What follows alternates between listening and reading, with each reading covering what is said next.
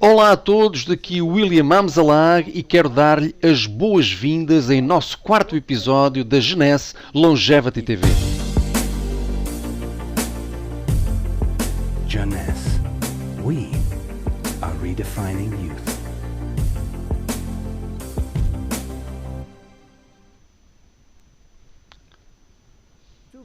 Nascer não é um crime.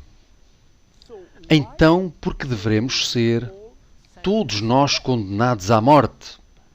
A morte é inevitável?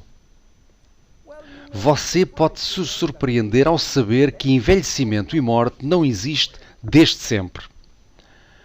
Há 4 bilhões e meio de anos atrás, uma única célula nasceu.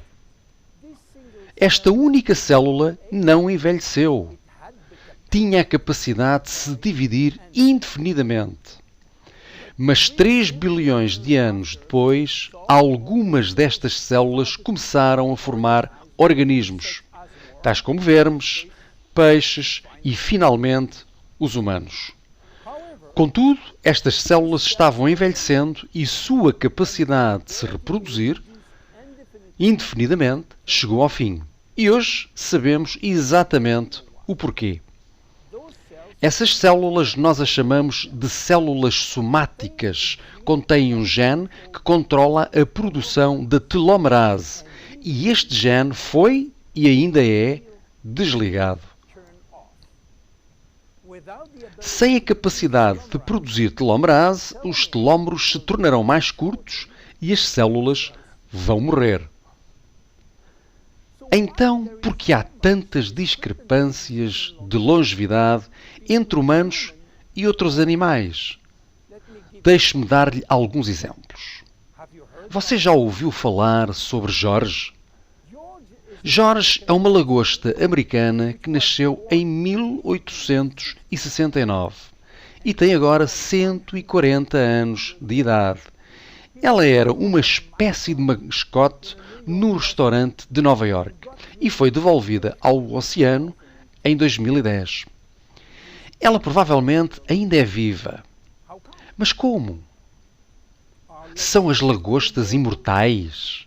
Não exatamente. Mas elas não morrem de velhice porque a sua telomerase está constantemente ativada para que as células não morram.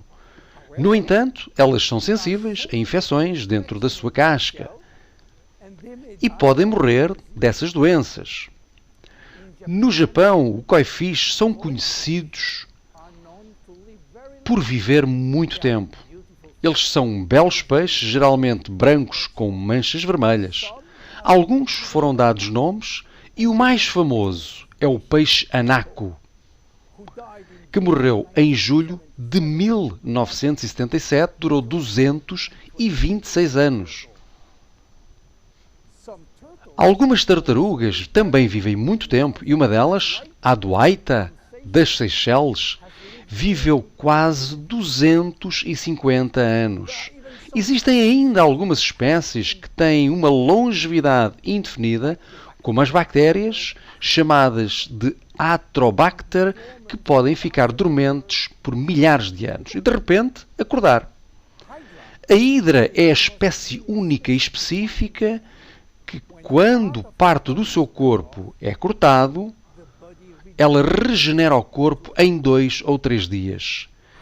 Hidra será potencialmente imortal porque contém as células estaminais. Em caso de lesão, essas células estaminais alteram-se para formar a célula que falta e reconstroem a parte que faltava. Se alguns animais podem ter uma longevidade indefinida, por que temos de ser condenados à morte? Por outras palavras, temos atualmente o conhecimento e a tecnologia para viver para sempre? Nós já conseguimos reverter o envelhecimento em células humanas. O que nós não sabemos ao certo é se podemos reverter o envelhecimento em você ou em mim. Nós conseguimos desacelerar drasticamente doenças e o processo de envelhecimento mais do que as pessoas imaginam.